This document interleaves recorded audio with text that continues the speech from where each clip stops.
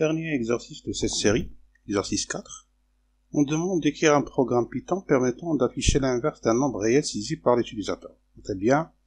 Pour traiter le cas où la valeur saisie n'est pas un nombre et le cas de la division par 0.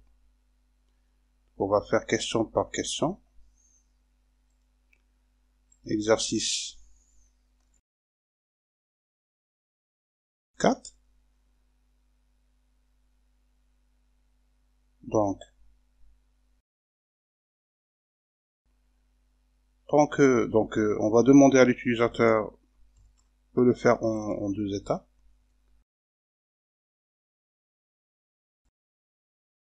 Saisir un entier. Voilà. Cet entier, on va le convertir en nombre réel. Voilà. On va traiter le cas. Premièrement, on va afficher l'inverse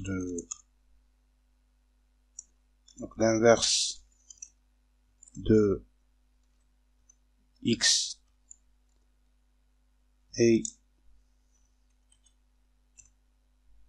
1 sur x.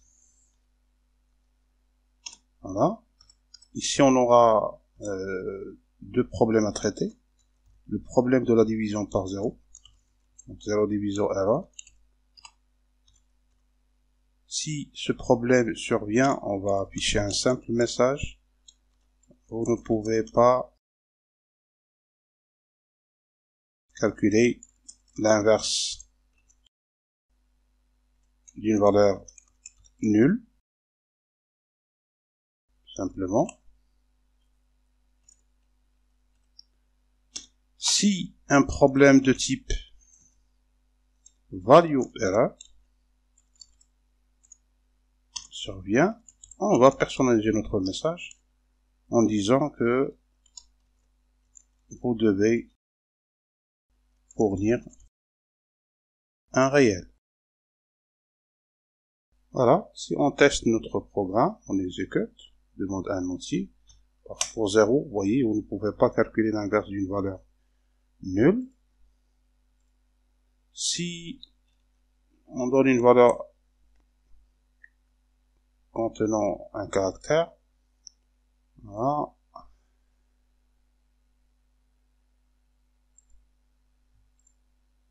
Si on donne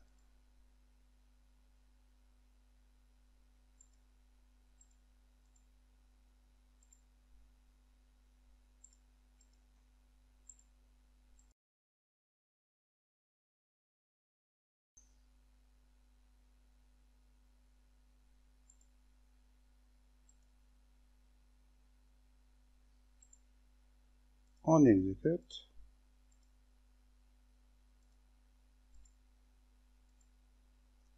Voilà. Vous devez fournir un réel. Voilà.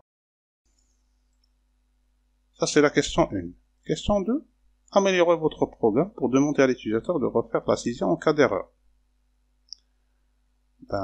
Pour améliorer notre programme, il faut mettre tout le programme qu'on vient d'écrire à l'intérieur d'une boucle. Ce qui veut dire, tant que true, c'est-à-dire que ça semble être une boucle infinie, on va faire ça. Hein? On va faire ça comme ça. Tant que true, on va demander à l'utilisateur de saisir un nombre, un réel, pardon, c'est pas un entier. Voilà. On va le convertir en réel, on va afficher son inverse. Si un problème survient, on va afficher ça et ça. Mais si on garde le programme de cette façon, on aura toujours une boucle infinie. Ce qui veut dire que si le programme arrive à afficher l'inverse sans problème, il faut faire un break.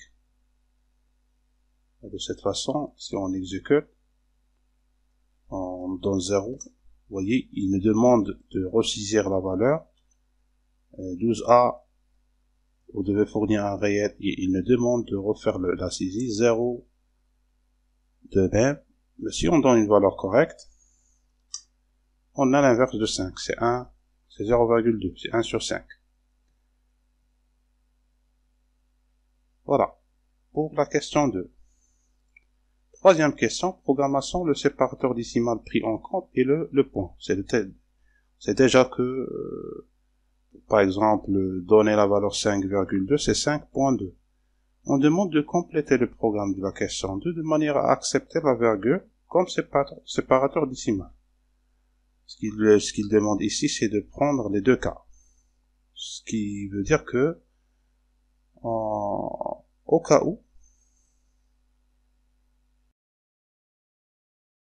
x contient virgule, au lieu de, on sait très bien que si on exécute, on donne 4,2, là, vous devez fournir un réel, ça, il n'accepte pas. Il considère la virgule comme un caractère. Voilà. Ce qu'on va faire ici, c'est, on va convertir x en réel, mais après avoir remplacé la virgule par un point. Comme ça, on va prendre en compte la virgule comme séparateur décimal. Pour faire ça, il faut utiliser par exemple la fonction replace.